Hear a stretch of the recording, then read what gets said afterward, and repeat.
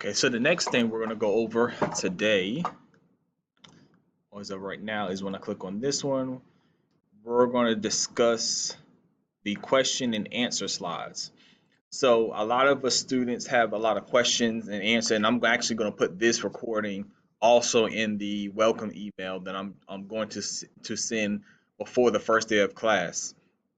But I have the 171 questions and frequently asked questions, and I have the 143 also frequently asked questions. A lot of them are both similar. There's one minor little change that when I get to it, I'll let you know. But let's just go ahead and kind of go through each of the slides so you have an understanding of each slide. So I already kind of briefly already talked about on the welcome video what you need to do first. This is the first day. What I need to do. That enrollment verification activity must be done. Upload the orientation certificate if you haven't done so. Then start clicking on a lot of the videos, the videos that I'm making, and read all the links in with the tabs. So all these tabs that you see here is what you'll be clicking and reading on the first day, just to familiarize yourself with the class. I already kind of made a video of this one as far as how to answer, why you can't access any of the documents that is located here. So just click this button and that will give you that one. So let's move it along. This is the important one that there brought just a tad bit of confusion when I sent my welcome email the very first time. This ISMB number is for just the book. So if you've been calling the bookstore or things around, this is for just the book itself. This IBN number that you see on the Nash website at the bookstore is for the book and the My Math Class Plus code. So let me kind of go with that again. If you get just the book, you don't have the access code to do your homework in My Math Class Plus. You need that access code. That's why this one here, this code here provides you with both the book and the access code. You are allowed to use the book on tests. There will be some book work that you need to turn in Moodle, and the access code is the one-time access code for my math for if you have not taken pre-calculus or math 143. So math 143, this is what your code is. So this is math 143 online. This is what your bundle code will look like. Again, if you use just this one, that's just the book. So this is what you want to do for your ISBN number for the bundle, my Math Plus, and the book itself. TI-83 is required. I think I put it in both, so make sure you get those. So those are kind of the things that, if they're back, check the bookstore hours to make sure that are open. Go ahead and go to the bookstore, order it, go ahead and grab it. So on the first day, we hitting everything off that you have your book, your calculator, everything, and the My Math Plus code, so you can get started on your assignments. So next thing is going to be, I don't have the access code. What should I do? So some of you probably either borrowed a book from somewhere or you went on Amazon and just ordered the book. That's fine, but again, it did not come with the access code. That's why it's important for you to get that bundle that comes with it. That you'll know that's what the access code is for my Math Plus. However, if you're waiting on the My Math Plus code, I don't want you to get behind in your work. So you are going to click on Pay Later.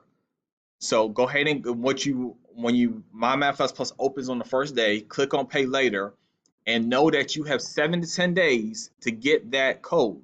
I don't actually know what the price of the code is, so you can actually call the bookstore and figure out what the price is, or you can pay right here where it says buy now. I don't know the two prices, so just give that it varies sometimes, so I don't want to put that in the recording as far as the price of it. But if you want to get the book on Amazon and get the code from however you want the code from the bookstore, however you want to do it, but I'm just letting you know Nash Bookstore has both together.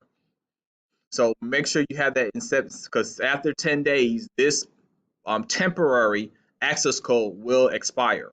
So the very first day of class, you don't have the code, does not matter. Go ahead and click on Pay Later.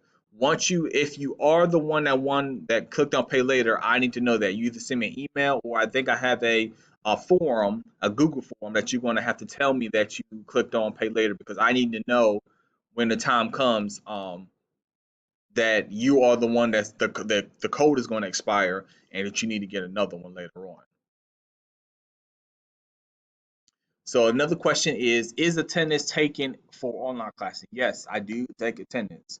Every Monday, I go in and look from the previous 7 days. I'll look and see, have you completed anything in my MathLabs Plus as far as assignments. If you went a full 7 days without doing anything in my MathLabs Plus or turning in assignments, something like that, I'll have to mark you absent for that previous 7 days. Uh, and I do that every Monday. So the next Monday, if you went another 7 days, then again, I think I emphasized before, you will be withdrawn from the class. Now, before I withdraw you, I would try to contact you to figure out what's going on because I'm just not going to just drop you. I want to know what's going on, have some communication. But if you don't respond, if you put yourself in my shoes, I don't know what else to do. I try to contact you. You didn't respond. You're not communicating me what's going on, so you have to be withdrawn from the course. So I'm having troubles having a rough week, and I cannot find the time online to do my work, or I wonder if I can contact Mr. Hanson, let them know what's going on. Yes. Again, I kind of emphasize the conversation you need to have with your family members, people at your house or your job, because you need at least, again, that 1 hour a day to find time to do your homework. Get it done early, then you have the rest of the week to kind of chill, I would say. But again, I keep putting in here communicate. Let me know what's going on. Don't let me keep searching you out. If something's going up, you're not doing your work, just a brief email again. I understand, Mr. Hanson, I have to turn in this assignment, and I'm late on this assignment.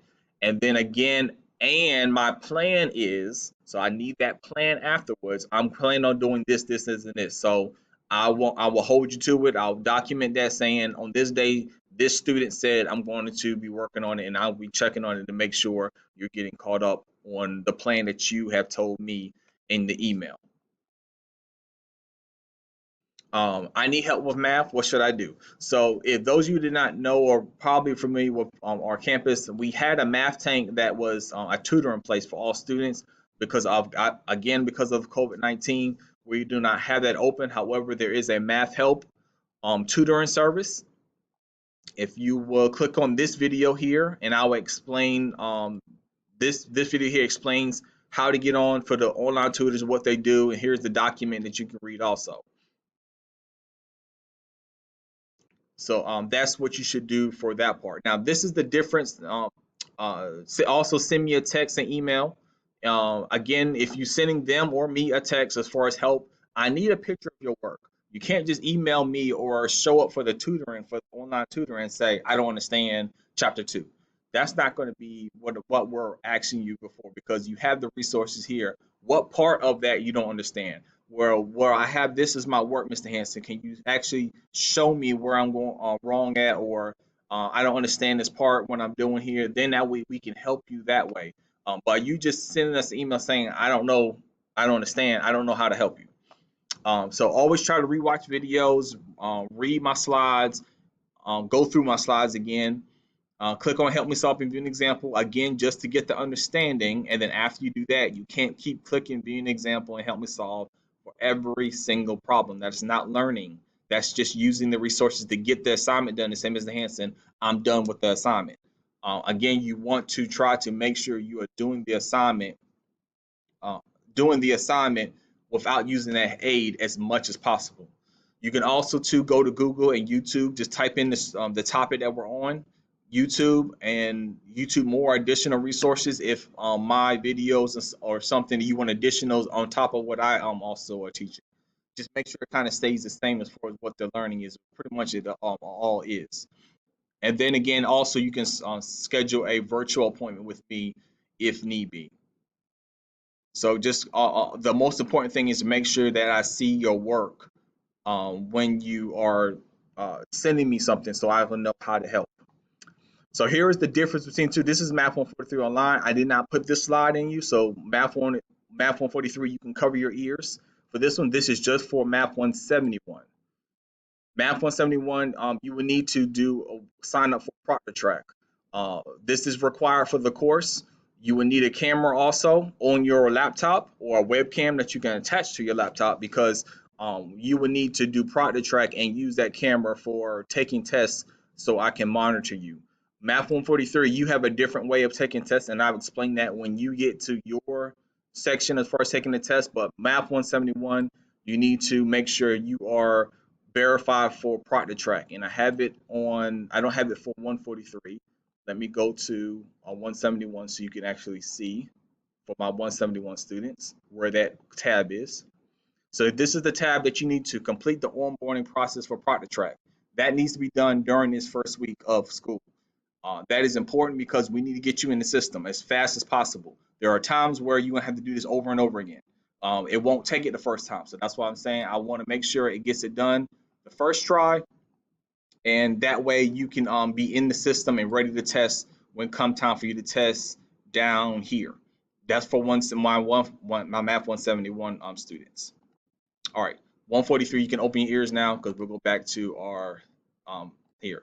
So this is here. Remember, this is just a question, when is something due? I don't really answer these too many questions. I have too many classes, but about when something is due, that is why I have this documented here, up here.